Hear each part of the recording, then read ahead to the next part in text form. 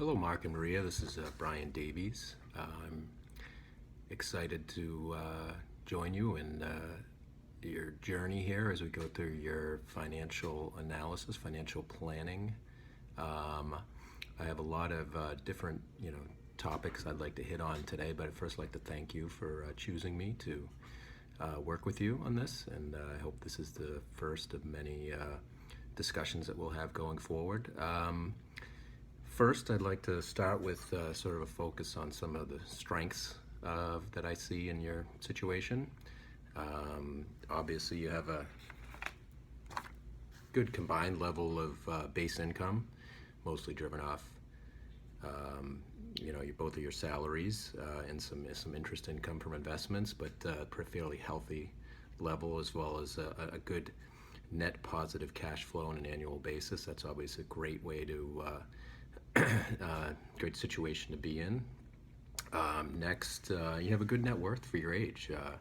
Balance sheet is fairly healthy and very attractive.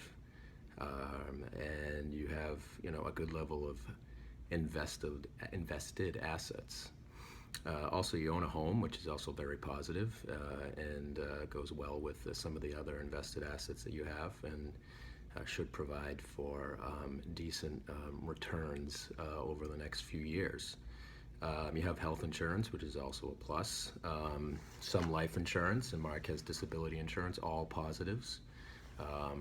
But as we move from kind of strengths to maybe some opportunities, there are also maybe a handful of different items we can discuss here and go into further detail. I put it into the plan, and we can discuss further when we meet again. First, I would say let's start with estate planning.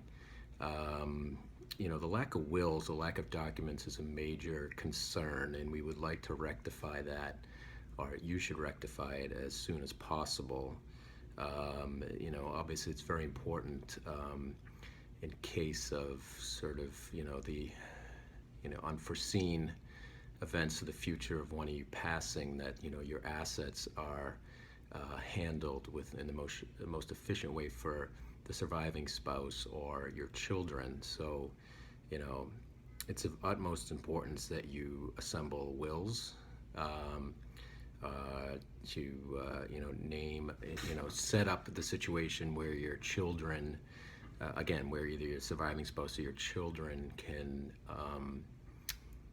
efficiently receive the assets that you have in place today without being locked up in probate for any length of period of time.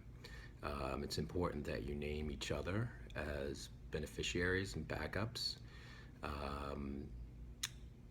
On most assets, we'll talk about this also in detail in the paper, but on joint checking and savings accounts, on investments, on life insurance, just to name a few. It's also important that you name a guardian, so you come to the conclusion of who you're going to trust the care of your children with as you move forward. We also, as a part of this estate planning, should consider trusts to set up to hold the assets, to name a trustee to manage these assets and make sure that they're managed in the manner that you had expected or would expect over time for the benefit of your children. But that's just a number of things in the estate planning there I thought, from a qualitative standpoint, had the most opportunities for fixing, and would look to get those initiated. My advice would be to initiate discussion with a lawyer to get the proper documents in place and get those underway as soon as possible. Next, moving down the list of opportunities, I thought that on your insurance coverage there was a few areas where you could benefit from taking a few courses of actions. First, in your life coverage, it seems like you might be short based on the life insurance that was presented to me, the dollar amounts that you might need to increase your level of life insurance. I've laid out sort of the math behind my thinking there, and I would, definitely consider upping both your life insurance companies, especially for Mark, given that 80% of his income sort of drives the yearly cash flow situation for both of you. I would consider, at least a 20-year term on $1 million policy at minimum. 20 years because, you do plan to retire in about 17 years or so. So 20 years should be plenty of enough time to carry you from now until then. And then $1 million, again, I go through the math in the financial plan I've written up that I think is pretty accurate as to what the needs will be if for some reason one of you should pass on, and what the needs of the children and the surviving spouse would be. Next is liability coverage on the home and auto. I think it would be a good idea to consider an umbrella policy, which are fairly inexpensive and can cover you in the case of outsized liability that might come as a result of an accident either at your home or involving one of your autos. You probably have to increase the liability limits on your home and auto,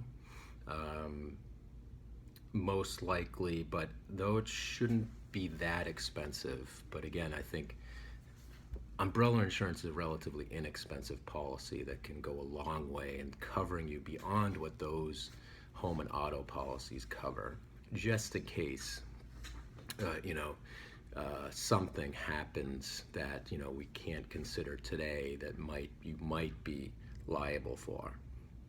It's just a really strong and mostly inexpensive way to protect the assets that you've built up to date and will build up going forward.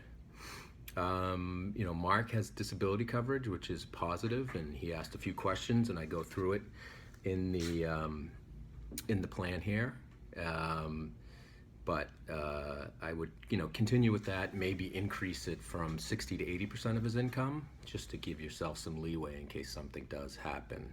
One area I would like to discuss is the emergency fund. You have a checking and savings account. I really think you need to think about increasing that to 6 months of salary, mostly because Mark's disability coverage has a 6-month termination period, which means during that 6 months, he will not be receiving benefits until after the termination period expires. So right now you're a little short on the 6-month worth of expenses income test. So I don't think it would take a lot to build that up, but I think something in the near term you could focus on to really improve your financial situation. In the paper, in the financial plan that I've laid out here, we go into all sorts of discussions on investments. I won't go into too much detail here. It does look like from a college education standpoint, you're on the right track as far as the goals that you've set for yourselves, for the kids. And I laid out sort of the reasoning why I think that you could continue with a pretty straightforward plan and get to where you want to go. On retirement, it's a little bit different. I would advise you to initiate contributions as soon as possible. You haven't been contributing to the company-sponsored 401k, and it's a tremendous way to save tax-deferred and at the same time get the company match that could go a long way towards meeting your retirement goals. But again, that's all laid out here in the financial plan that I put together. Those are sort of some of the hot button issues that I wanted to chat about. So I will end it here, and you can read over the plan, and we can get together again soon, sometime in the future, and go from there and put together an action plan and execute it. Okay, thank you very much again for choosing me to work with you, and I look forward to our future discussions. Bye now.